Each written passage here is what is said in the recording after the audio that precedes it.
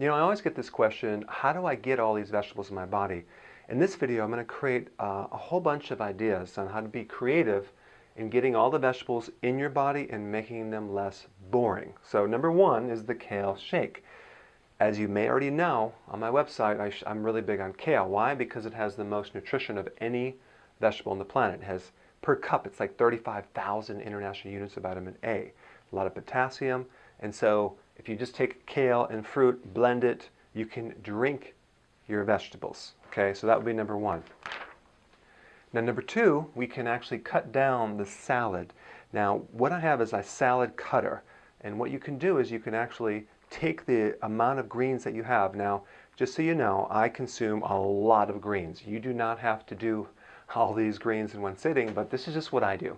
So I have the salad cutter you can get at the store, and you basically just cut it down into very small little pieces, so it makes it easier to break down and digest and eat.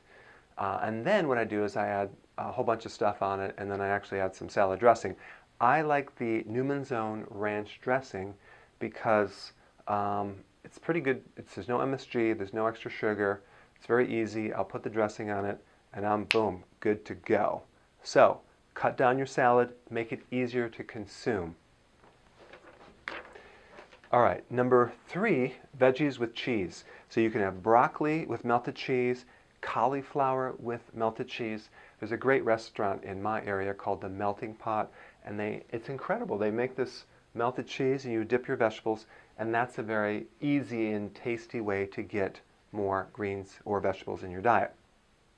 Now, number four, steamed veggies. There's a great recipe that you would take spinach and you put it on a pan in a stove and you steam it, and it cooks down into a smaller amount.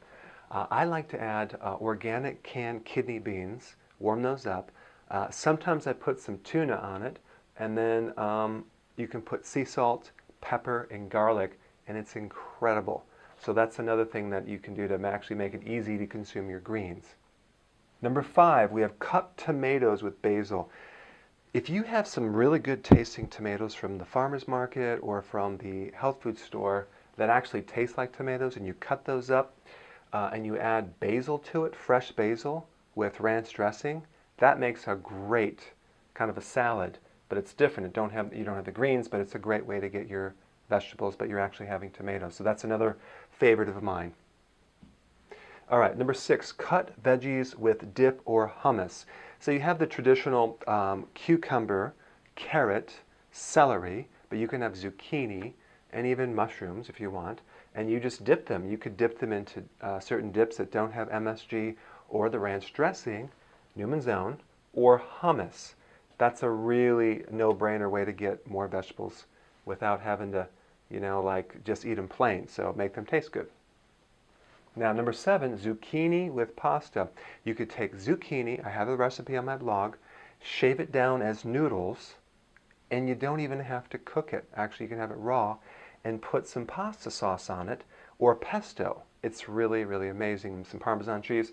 I actually really enjoy this one as well.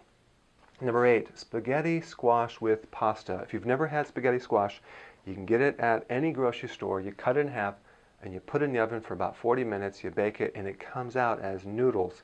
And it's great because you could add some pasta sauce, that could be your noodles, and instead of using the wheat pasta noodles, really delicious. It's another one of my favorites. Number nine, we have grilled zucchini. You basically just grill it, and before you grill it, you just put some olive oil on it, sea salt and pepper, and maybe some other spices. And it's quite delicious. This is another one of my favorite. It's another way to just make vegetables taste good. All right, number 10, veggies and omelets. Every time you make eggs in the morning, just stuff it with vegetables. You can put mushrooms and onions and tomatoes and whatever you like. That's another favorite.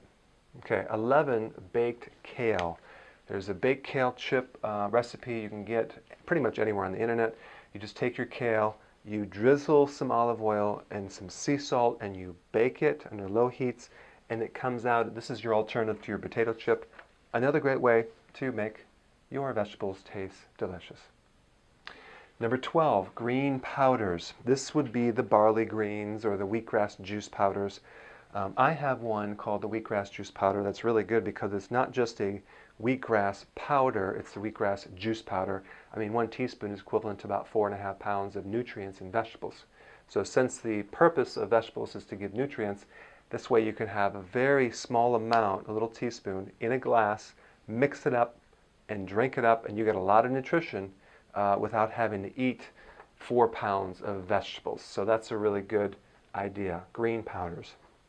Of course, I want to mention my kale shake, my instant kale shake. This is another delicious way. What I've done is I've found different ways to make kale taste good by taking powdered kale, mixing with chocolate or fruit or caramel flavoring, and putting a protein called pea protein. And it's sweetened with erythritol and xylitol. And it's just a tad of stevia. And you just mix water or almond milk and blend it up or shake it up, and it's a great way to get your kale in a shake. So you won't even taste the kale in there, but it has a good amount of kale per serving. Okay, number 14, your favorite veggies. Now what does that mean? It means that out of all the veggies, what is your favorite? It's okay to consume large quantities of just one vegetable if you don't like vegetables. Like I had one guy, the only vegetable that he liked was peas. And basically that's all he did. He ate a lot of peas every single day. And he bought the frozen peas and slightly steamed them, and he consumed those. He put those in omelets and different things. So you can also do that as well. Number 15, I created a recipe that involved using cauliflower and mozzarella cheese for the crust on a pizza. You can also do that. That's another way to get your kids to consume cauliflower, and you won't even taste it. It's in the crust. It's quite delicious, very filling, so you don't need much, but you could make a vegetarian pizza. Number 16, you can have vegetable soup. I suggest make your own. Put a lot of vegetables in it. You can put kale and beans and all sorts of things. A bean soup, and that's another no-brainer to get some more vegetables. Because normally when you have warmed soup, it's very easy to consume that during the winter because it goes down nicely versus all the cold vegetables that you would eat. Now, number 17, and the last one, vegetable juice. Now, I'm not recommending the V8 because really that's pasteurized. And when you heat all these vegetables too much, you kill it. So as you notice, none of these involve overcooking the vegetables like you would get at the restaurant at the all-you-can-eat buffets. So this one is involving the juicing of the vegetables. So I don't recommend juicing, but if you have this with maybe just a little bit of carrot to add a little bit of sweetness, not too much because it could spike your sugar, it's good to get some nutrition. You can do it occasionally. But you want to take these green vegetables and you can juice them and at least get the nutrition from that. But ideally, it's better to blend your vegetables. So that's your summary of how to get more vegetables in your body and make them taste a little bit more interesting.